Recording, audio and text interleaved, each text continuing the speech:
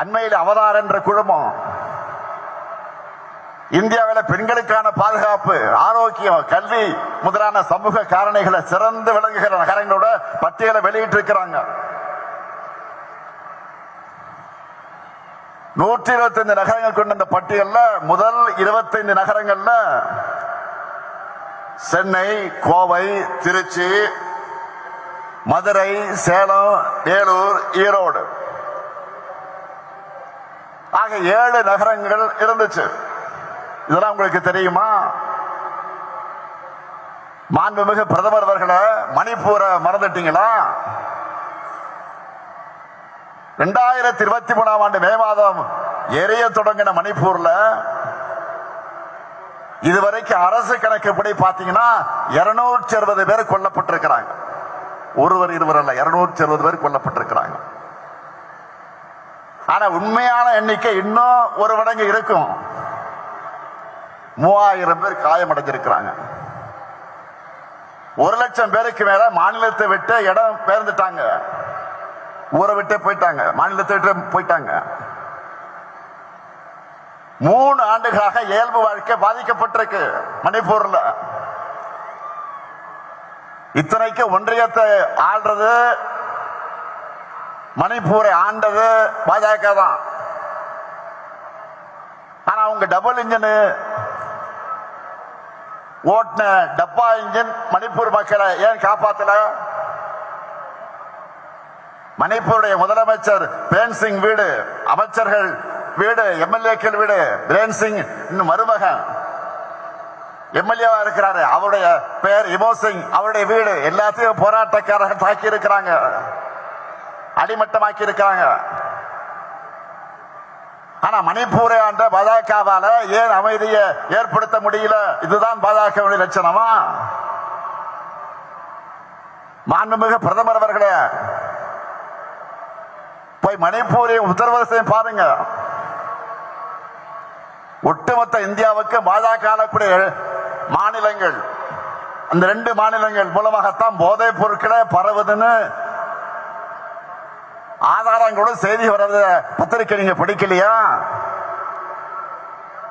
இது எல்லாத்தையும் மறைச்சிட்டு அமைதியான தமிழ்நாட்டு மேல அவதூறு பரப்பாதீங்க. அடுத்து தங்களுக்கு சாதகமான ஊடகங்கள் மூலமா நெரேட்டிவ் செட்டப் பண்ண பிரதமர் கலந்துக்கிற பொதுக்கூட்டத்தை நடத்தி இருக்கிறாங்க. ஏதோ புதுசா கூட்டணியை உருவாக்கிட்ட மாதிரி அவரும் தோல் உயர்த்தி இருக்கிறார். நல்லா கவனிங்க, தோற்ற கூட்டணியை புதுப்பிச்சுட்டு அதுக்கு பில்டப் கொடுத்திருக்கிறாங்க. அந்த கூட்டணியில் இருக்கிற எல்லாருமே இடி, ஐடி, சிபிஐன்னு ஏதோ ஒரு வகையில பாஜக கிட்ட சிக்கி அந்த வாஷிங் மிஷின் தங்களையும் விழுக்காதா என்ற நப்பாசையில கையை கட்டி உட்கார்ந்து இருக்கிறாங்க. ஏற்கனவே இதே பாஜக அதிமுக கூட்டணி 2019 தேர்தலையும் 2021 தேர்தலையும் ஒன்னா நின்று பார்த்தாங்க, தோற்று போனாங்க. அடுத்த 2024 தேர்தலில் அதிமுக பாஜக என்கிற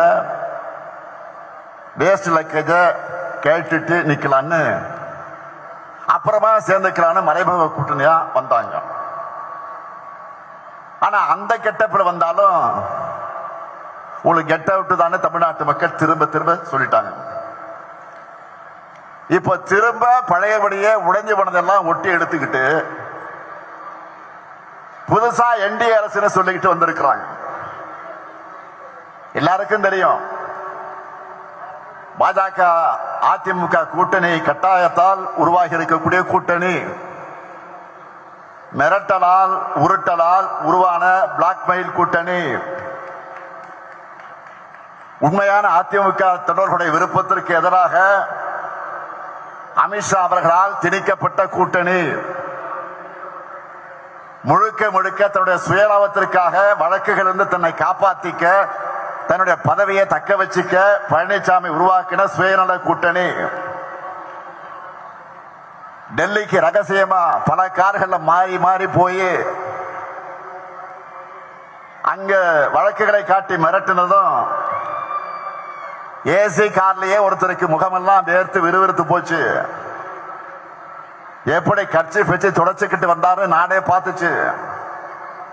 அந்த காட்சி நாமும் பார்த்தோம். பாஜக என்ன நினைக்கிறாங்க?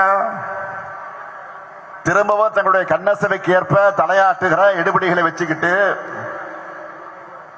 டெல்லியிலிருந்து தமிழ்நாட்டை ஆளலாம்னு பாஜக நினைக்குது. உங்களுக்கு தக்க பதிலடியை தமிழ்நாடு தரும். அதிமுக ஆட்சி என்ற பேர்ல பாஜகவோட பிராக்சி ஆட்சி நடந்ததையே ஏத்துக்காதவங்க தமிழ்நாட்டு மக்கள். இப்ப வெளிப்படையா பாஜக அரசுனே சொல்லிட்டு வந்தா உங்களை எங்களுடைய எல்லைக்குள்ளேயே அனுமதிக்க மாட்டோம். நடக்க போற தேர்தல் என்டிஏ வெர்சஸ் மதசார்பற்ற முற்போக்கு கூட்டணி கிடையாது. NDA versus Tamil Nadu. மறந்துடாதீங்க. தமிழ்நாடு என்றாலே தமிழ்நாட்டு மக்களுக்காக உண்மையா உழைக்கிற, நாடே திரும்பி பார்க்கக்கூடிய செயல் திட்டங்களை செயல்படுத்துற, தலை நிமிர்ந்து தன்மானத்தோடு போராடுகிற திமுக தான். எனவே மதச்சார்பற்ற முற்போக்கு கூட்டணிக்கு மீண்டும் வெற்றி வழங்க மக்கள் தயாராகிட்டாங்க. பெண்கள், மாணவர்கள், வணிகர்கள், உழவர் பெருமக்கள், விவசாய தொழிலாளர்கள், நெசவாளர்கள், தொழில் முனைவோர், ஏழை எளியோர், அரசு ஊழியர்கள், ஆசிரியர்கள் எல்லாருக்கும் நம்மை நன்றாக புரிந்து கொண்டு நமக்கு ஆதரவை தொடர்ந்து தந்து கொண்டிருக்கிறார்கள். அவங்களுடைய நன்மதிப்பை, நம்பிக்கை நாம் பெற்றிருக்கிறோம்.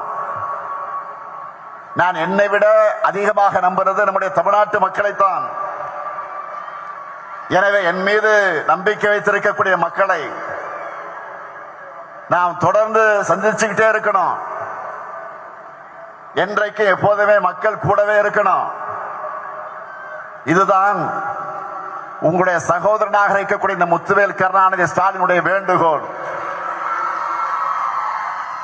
எனவே அதற்கான பரப்புரை ஈடுபட வெல்லும் தமிழ் பெண்களை புறப்படுங்கள்.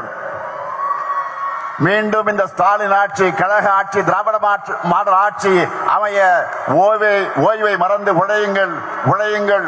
வெல்வோம் ஒன்றாக. நன்றி, வணக்கம்.